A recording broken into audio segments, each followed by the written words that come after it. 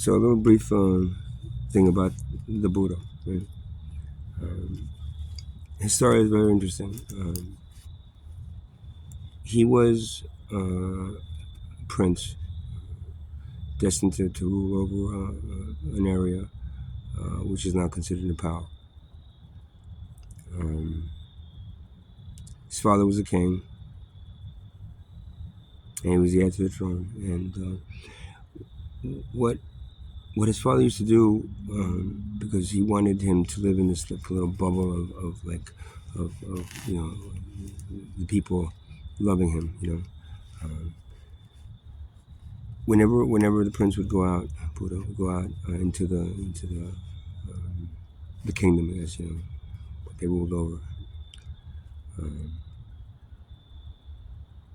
His father would send an envoy of soldiers to weed out everybody that's like impoverished and put all these people, paid them, I guess, to give praise to him and dance and he shout his name and stuff. So whenever he went through the kingdom, that's all he saw, right? This fake shit that his father was feeding him. And somehow he felt really bad. He looked around and said, "You know what? This is not right. Something about this is not right."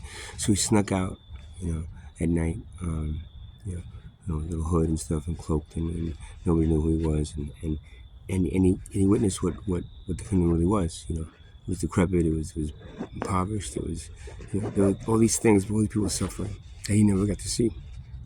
He was mad. He went back.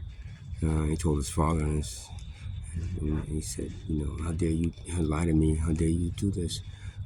You show me all this beauty that is fake. It's not real. I no longer wish to be the heir to this crown." He left.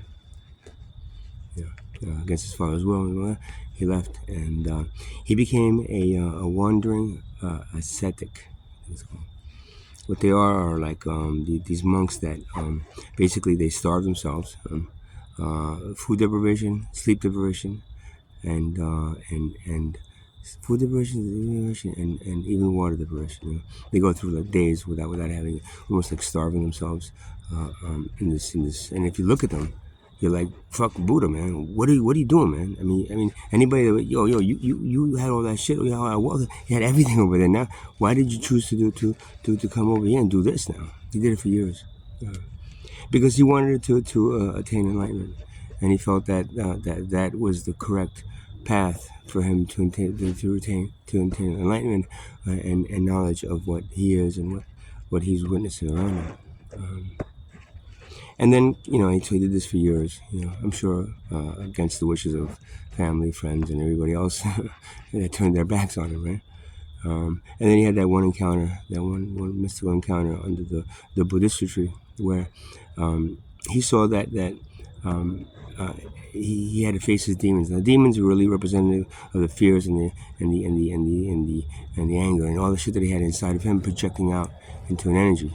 Which then created these demons. Then he had to face and overcome and then embrace. And when he did that, they became allies. And then he reached that state of enlightenment. Through the suffering that he went through, through understanding the suffering, through understanding every aspect of everything that needed to be understood, and then facing and fighting the demons that keep you in that place, in that place where you can be easily controlled and manipulated by a king and queen. And then after that, he became a teacher, and he tried to teach, and that's his life story, which is very interesting. It's got its own thing to it, and it's always, and you see mostly all these stories all relate to money and how money will corrupt anything that's good, and his walking away from it represented the thing that every human being needs to do, because if not, he would have been a slave to that kingdom, that money, that power, he would have been a slave to it, and an unwilling slave, because he did not look around and see the same thing that his father did. Not a bunch of people that he could manipulate and use. he saw people suffering, and that suffering then became, yeah, his avenue of escape into a world that no one thought he would survive from.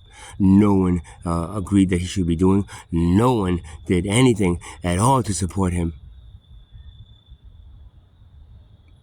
until he became a teacher because of the knowledge he gained from it, and the enlightenment, and the reaching of that state of nirvana. It took him years, though, man. It took him a lot of years.